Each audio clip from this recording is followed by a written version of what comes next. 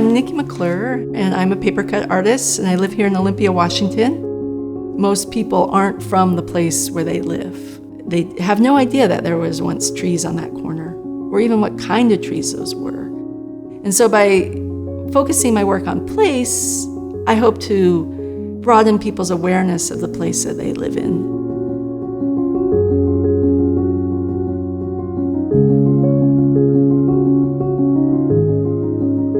My work is very rooted in place. I am rooted in place, and so thus my work is rooted in place. Where I grew up in Kirkland, every year we would move to a new house. And I think once I got here, I was just like, I am staying here. Here is my place, here is me. I also did not take art at all. I took a life drawing class, kind of more cartoon drawing class when I was 12, and learned how to make an egg and cut it in half and then cut that in half and make a face. But that was about it. And then after that, I came to Evergreen and I just studied natural history. It was this moment of, here was people who knew where I grew up and everything about it. They knew all my neighbors, not just the people or the roads, but it was the whole structure of place and all the creatures in it. And my mind exploded, and I just wanted to know everything about where I was. And so that was my education. And then I started to draw those things. When I start a new body of work, it's oftentimes there's a task or an object that I have to make. So for me, it's a book or it's the calendar. I use a couple ways to, like opening exercises, but often I'll go for a walk. And so each morning I start the day with a walk. And that anything could happen, nothing could happen. That's okay. Because if I don't get a good idea during the walk, then I come back to my studio and I sweep. The sweeping is also just one of those repetitive, mind-clearing actions that you just kind of move into this really meditative state. You have these little tricks, and then I sit down and I start sketching, I start writing. It is interesting, I have been making work for a long time.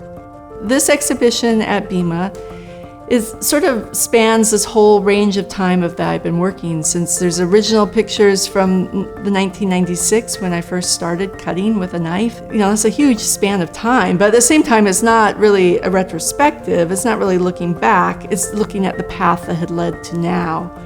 So, in that way, I guess it is a survey of my work. And it's mostly the work that I've kept for myself as my own private collection. So when Greg came from BIMA, I just opened up my closet and we just started pulling things out. The whole floor was filled with work. I make a calendar every year that I've been making since 1998.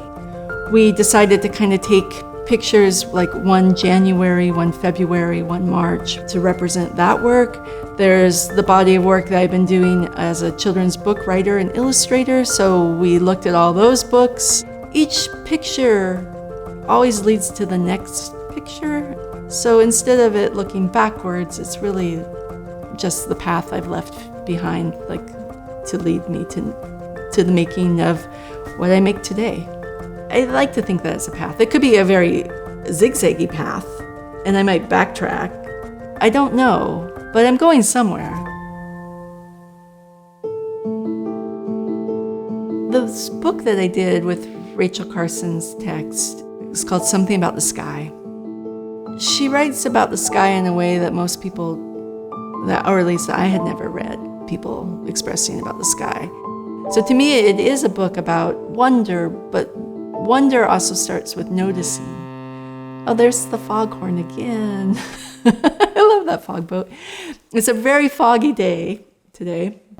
There's noticing like the sky, but there's also noticing things like that there's a ship full of logs leaving my port. And where did those logs come from? And, to me, whenever I see that, I'm like, that's a whole clear cut going by. Once you start opening your eyes to that there are stories besides human stories, I think you start to really see who's around you. And then you can start to really understand this place that we are at as humans, where we've made this world be a diminishing world. Like maybe last year there were 20 Caspian terns diving in the water, but this year there's 10. But if you didn't even know what a Caspian tern was and how it was different than a gull, you might not even notice that there's 10, much less that there were 20 last year. So it's a little bleak, but I hope people also realize that there's just the incredible beauty and diversity of life that is around them too.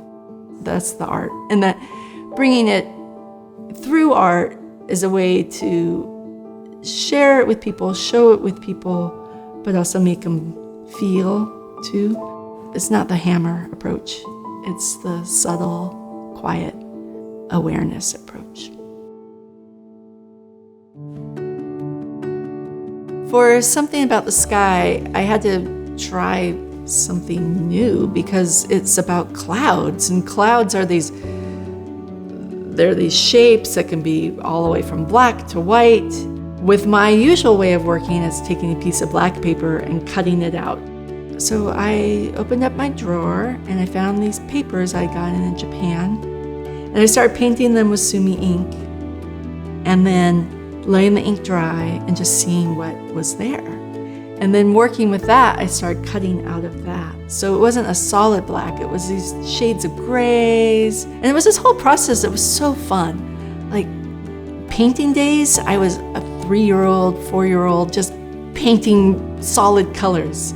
Like no form, no shape, just painting. And then I would have to wait a whole day for it to dry to be able to even see what was there.